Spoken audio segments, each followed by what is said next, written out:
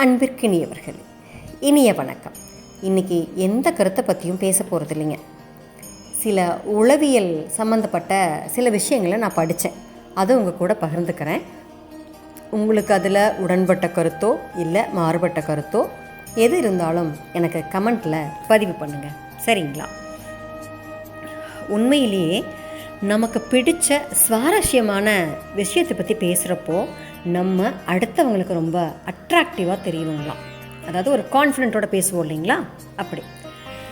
அதே மாதிரி நம்ம ஒரே நேரத்தில் 2 பேர் ஒருத்தங்க மேலே ஒருத்தங்க அன்பு செலுத்திக்க முடியுமா?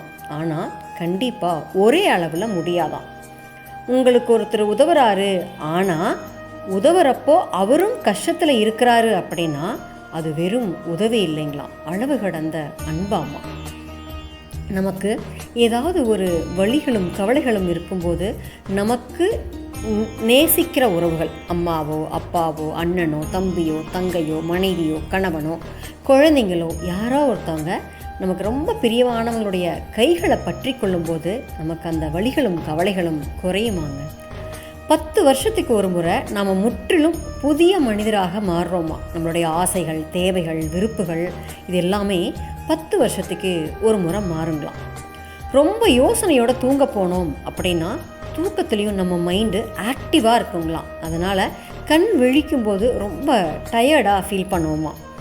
மியூசிக் நம்ம பாதிக்கப்பட்ட மூளையை கூட சரி பண்ணுங்களாம். அதே போல் இழந்த நினைவுகளை கூட திரும்ப பெறதுக்கு மியூசிக் உதவுங்களாம். நம்ம ஒன்றை கவனித்து பார்த்தோம் அப்படின்னா அடிக்கடி தனிமையில் இருக்கிறவங்க ரொம்ப அன்பானவங்களா, ரொம்ப கேர் பண்ணுறவங்களா, ரொம்ப கருணை உள்ளவங்களா இருப்பாங்களாம். கைதட்டல்களோ பாராட்டுதல்களோ இல்லாமல் தொடர்ந்து ஒரு காரியத்தை பண்ணுறது ரொம்ப கஷ்டமாக. அப்போ நமக்கு நாமே கைதட்டிக்கணும், நமக்கு நாமே ஒரு பெரிய விசிறியாக இருந்துக்கணுங்க. 90 விழுக்காடு நாம் நம்மக்கிட்ட ஒருத்தர் வந்து உங்ககிட்ட ஒன்று கேட்கணும் அப்படின்னு சொன்னாங்கன்னா நம்ம உடனே சமீபத்தில் நம்ம செஞ்ச எல்லா கெட்ட விஷயங்களை பற்றி தான் யோசிப்போங்களாம். அடுத்தவங்களை நம்ம சிரிக்க வைக்கும்போது நம்ம ரொம்ப அட்ராக்டிவாக தெரியுங்களாம். நம்ம என்றைக்குமே ஒரு மனுஷங்களை யாரை பார்த்தாலும் சரி கண்ணை பார்த்து தான் பேசணுமா. ஒரு சிலர் அந்த கண்ணை பார்த்து பேசுறதுக்கு கூச்சப்படுவாங்க. அப்படி கூச்சப்பட்டால் அவங்களுடைய மூக்கை பார்த்து பேசினா வித்தியாசமாக தெரியாதுங்களாம். கடலுக்கு அருகாமையில் வசிக்கிறவங்களுடைய மென்டல் ஹெல்த் எப்பவுமே ரொம்ப நல்லா இருக்குமா. அது மட்டும் இல்லாமல் உளவியல் தொடர்பான பிரச்சனைகளும் அவங்களுக்கு ரொம்ப குறைவாக இருக்குங்களாம்.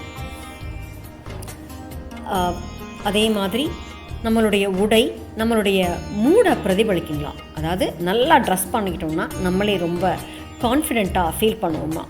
நம்ம டயர்டாக இருக்கும்போது ரொம்ப நேர்மையாக இருப்போமாமாங்க. இது ரொம்ப வித்தியாசமாக இருந்துச்சு எனக்கு கேட்குறதுக்கு. அதனால தான் இரவு நேர உரையாடல்களில் பலர் உண்மையை ஒத்துக்கிறோமா. அதனால் இப்போ நான் சொன்னது எல்லாமே உளவியல் ரீதியான உண்மைகள் அப்படின்னு நான் படித்தேன். இது நிஜமா பொய்யான்னு எனக்கு தெரியலை. ஆனால் எனக்கு நிறைய கருத்துக்கள் எனக்கு இதில் உடன்பட்டு போச்சு. நீங்களும் கேட்டுட்டு சொல்லுங்கள், சரிங்களா? நாளை சந்திப்போம் தோழமைகளே. மகிழ்வுடன் விஸ்டம் மெட்ரிக் மேல்நிலைப்பள்ளி, செய்யாற்றை வென்றார்.